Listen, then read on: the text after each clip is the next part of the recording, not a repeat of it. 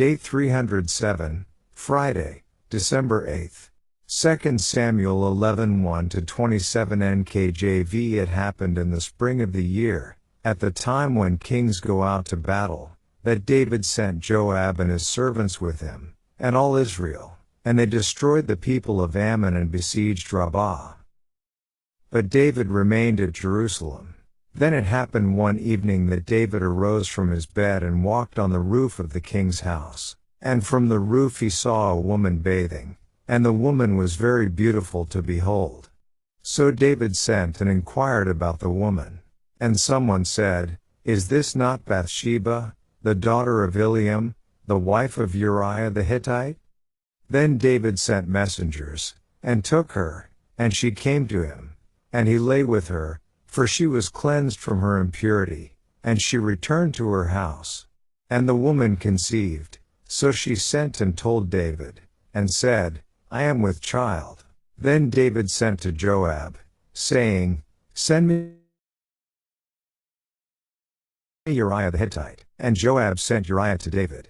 When Uriah had come to him, David asked how Joab was doing, and how the people were doing, and how the war prospered. And David said to Uriah, "Go down to your house and wash your feet." So Uriah departed from the king's house, and a gift of food from the king followed him.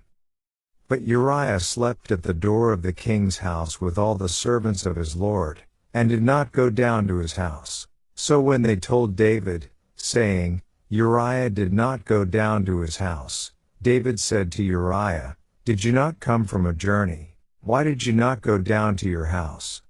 And Uriah said to David, "The ark and Israel and Judah are dwelling in tents, and my lord Joab and the servants of my lord are encamped in the open fields. Shall I then go to my house to eat and drink, and to lie with my wife? As you live, and as your soul lives, I will not do this thing." Then David said to Uriah, "Wait here today also, and tomorrow I will let you depart." So Uriah remained in Jerusalem that day and the next.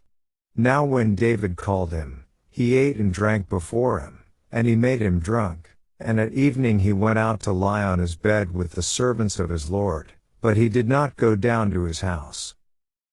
In the morning it happened that David wrote a letter to Joab and sent it by the hand of Uriah. And he wrote in the letter, saying, "Set Uriah in the forefront of the hottest battle, and retreat from him, that he may be struck down and die." So it was, while Joab besieged the city, that he assigned Uriah to a place where he knew there were valiant men. Then the men of the city came out and fought with Joab, and some of the people of the servants of David fell, and Uriah the Hittite died also. Then Joab sent and told David all the things concerning the war, and charged the messenger, saying, "When you have finished telling the matters of the war to the king, if it happens that the king's wrath rises, and he says to you, 'Why did you approach so near to the city when you fought? Did you not know that they would shoot from the wall? Who struck Abimelech the son of Jerubbesheth? Was it not a woman who cast a piece of a millstone on him from the wall, so that he died in Thebez? Why did you go near the wall?' Then you shall say, 'Your servant Uriah the Hittite is dead also.'" So the messenger went, and came and told David all that Joab had sent by him. And the messenger said to David, "Surely the men prevailed against us and came out to us in the field. Then we drove them back as far as the entrance of the gate. The archers shot from the wall at your servants, and some of the king's servants are dead, and your servant Uriah the Hittite is dead also." Then David said to the messenger, "Thus you shall say to Joab, 'Do not let this thing displease you, for the sword devours one as well as another. Strengthen your attack against the city, and overthrow it.' So encourage him." When the wife of Uriah heard that Uriah her husband was dead, she mourned for her husband. And when her mourning was over, David sent and brought her to his house, and she became his wife and bore him a son. But the thing that David had done displeased the Lord. Daily Deep Dive. The UCG reading program states, "Often, It is when we are on top of the world that we are most vulnerable to temptation. As the Apostle Paul warns, "Therefore let him who thinks he stands take heed lest he fall." 1 Corinthians 10:12. What an incredible position David now appears to be in. He sits enthroned as one of the most powerful rulers on earth. Under this flush of greatness, with tremendous wealth now pouring in, spiritual danger looms. For riches and power can lead one to deny God and disregard Him. Proverbs 38:9, Deuteronomy 8. We enter here into the darkest period of David's personal spiritual life. It is of note that David was around 50 years old at this point, after decades of close association with God and experiencing God's hand in his life. The story opens with the fight against the Ammonites to finish the matter begun in our previous reading. Reference is made to the spring as the time of year when kings go out to battle. There are 3 reasons for this. 1. Winter in the region is the rainy season. Its end assures troops dry conditions for battle. 2. The rainy season is the time for planting. By the spring, the barley is ready for harvesting and the wheat harvest is well along, freeing up more men to go out to fight. 3. These harvested grains are needed to feed the troops. David sends Joab to besiege the Ammonite capital of Rabbah, what is today a part of Ammon, the modern capital of Jordan. Though so involved with his past battles, David now decides to stay home at Jerusalem. It would seem that he should be with his men on the scene, particularly when the account says kings normally go out with their armies at this time and even the Ark of God was at the scene of the battle. Verse 11. But with his newfound greatness, perhaps he has begun to deem himself above that. Perhaps he thinks, we're so powerful now that I don't need to be there. Besides, why place myself in unnecessary danger? I'm the king. I'm too important. Whether this assessment is accurate or not, events that follow indicate that some sort of spiritual lethargy has set in with David, weakening his character for the time being, the fruit of which soon becomes evident. One would think the fight with Ammon would be over almost immediately, with the incredible victory David's army has just accomplished. But, though there are some chronological sequence questions in 2 Samuel 12, it doesn't appear to happen that way. The siege, we will see, seems to take a very long time. If so, why? Besides the fact that ancient sieges could last months or even years depending on the resources of those within the city under siege, the real answer may perhaps be found in the blessings and curses pronounced in the time of Moses. God promised that the Israelites would be blessed with military victory when they were obedient, and would suffer reverses when they were not. See Deuteronomy 28 1-7, 15-25. David's amazing victories over the awesome coalition arrayed against him came from God at a time when David was seeking him. But now it would appear that, with David's present spiritual letdown, God allows the Israelite military to accomplish very little, making it slow going at Rabbah.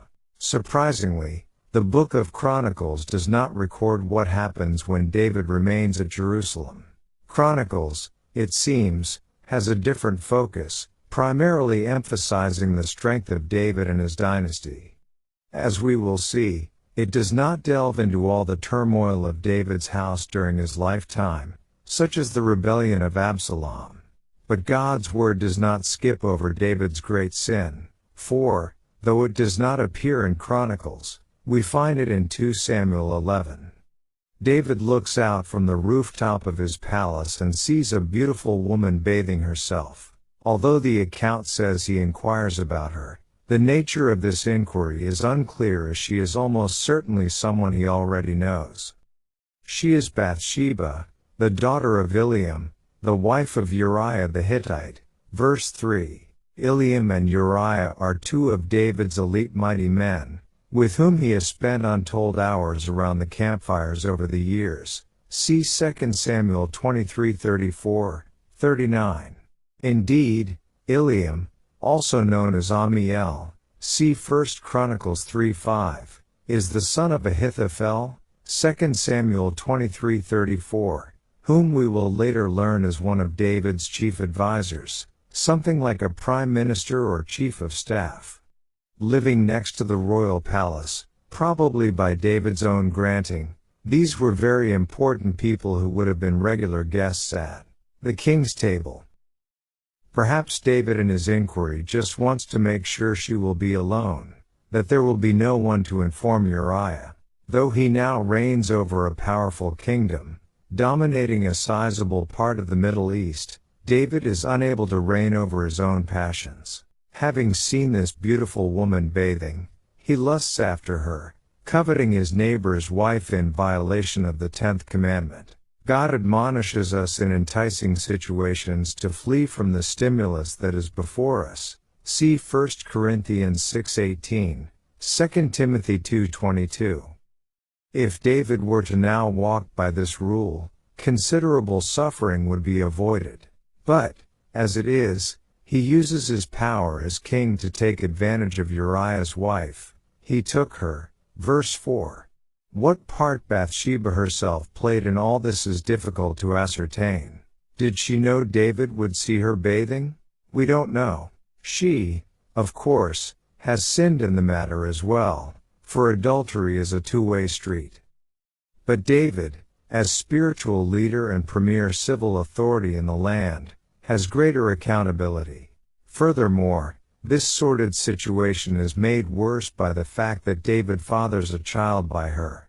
What a terrible betrayal this is against Uriah. Many refer to this whole episode as that of David and Bathsheba. But God does not. He calls it the matter of Uriah the Hittite, 1 Kings 15:5.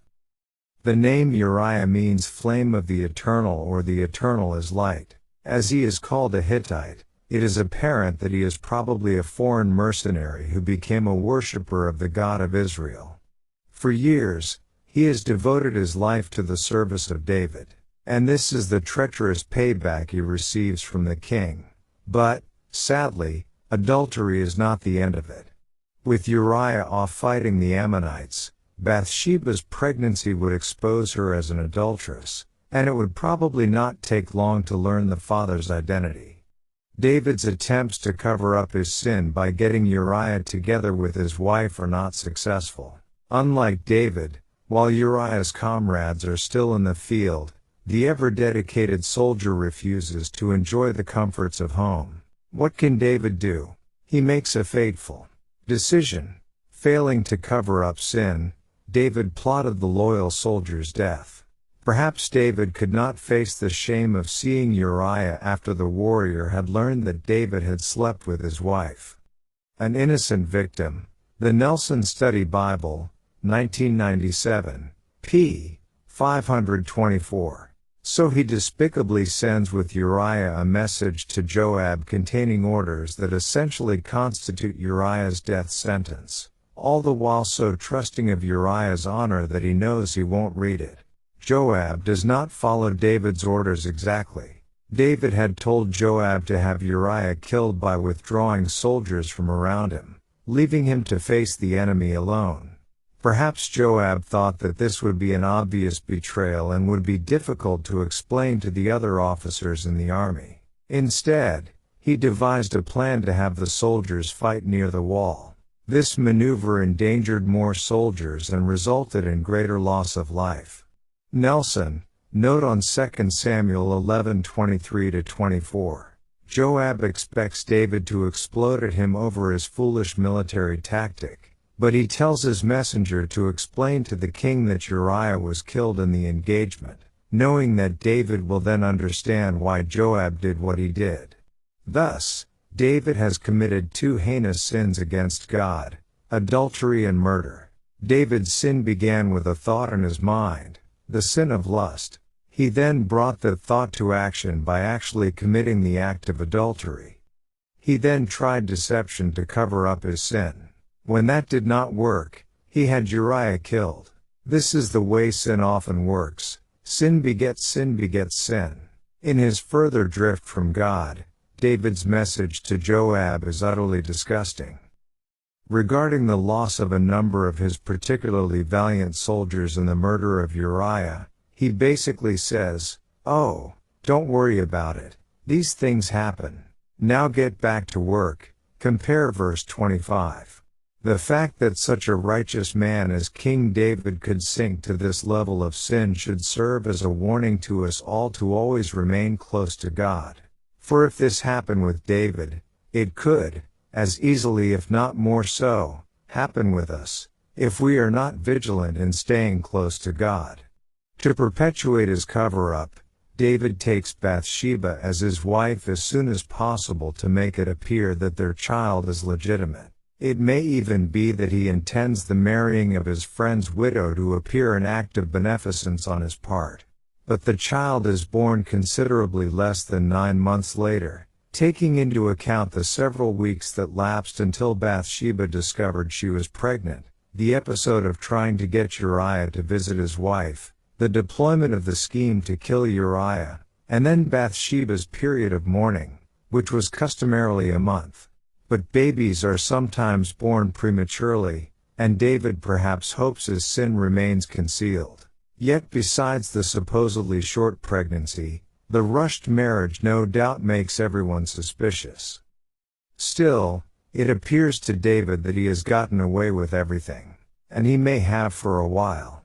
But, as the account tells us, the thing that David had done displeased the Lord. Verse 27. Nothing is hidden from God, a fact we must all remember when it comes to our own lives. And, verse 4, I feel we must be very careful in applying shared blame to Bathsheba. There is no indication in Scripture that Bathsheba encouraged or invited this attention from David.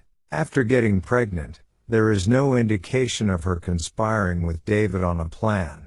Instead, we see in Scripture that David looked, David sent, David inquired, David's men took her. In tomorrow's reading, when Nathan confronts David about his sin, notice how in Nathan's story he focuses on a rich man with power who takes what he wants. There is no focus on Bathsheba or the lamb in the story doing anything improper.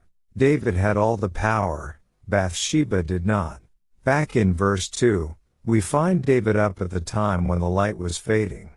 Regarding him being able to see Bathsheba bathing, the Ellicott's commentary states this palace was on the height of Mount Zion, and looked down upon the open courts of the houses in the lower city. In one of these he saw a beautiful woman bathing. In the courts of the houses it was common to have a basin of water, and the place was probably entirely concealed from every other point of observation than the roof of the palace, from which no harm was suspected. And, the pulpit commentary states we are told that it is regarded in the East as improper for one neighbor to look over the battlement of his house into the inner court of the next dwelling, Philipson. Considering the jealousy with which Orientals guard the female members of their family from intrusion, it was a wrong act on the king's part to spy into what was going on in the recesses of the adjoining house. But he did so, and suffered for it years of disgrace and misery. For he saw a beautiful woman, the wife of one of his high officers, bathing, probably to purify herself from some legal uncleanness, such as those mentioned in Leviticus 15. No blame, so far, must be attached to her. The place was regarded as perfectly secluded, and probably neither she nor Uriah had ever suspected that what went on there could be observed from the roof of the king's palace. 2 Samuel 11:2 inches. And, verse 4 continued, this verse says that Bathsheba was cleansed from her impurity. It's difficult to tell what this bathing/cleansing is referring to. I've seen both in commentaries. One possibility is that it's a reference that when she was bathing and David saw her, she was cleansed from her monthly cycle, and with her cleansed from that, David had sex with her. Another possibility is that after David had sex with her, she cleansed herself from that before heading home. Compare Leviticus 15:18. I lean toward that it is referring to Leviticus 15:18, since it is included at this location in the narrative and not up in verse 2. Leviticus 20:10 tells us that God required both the man and woman to be put to death.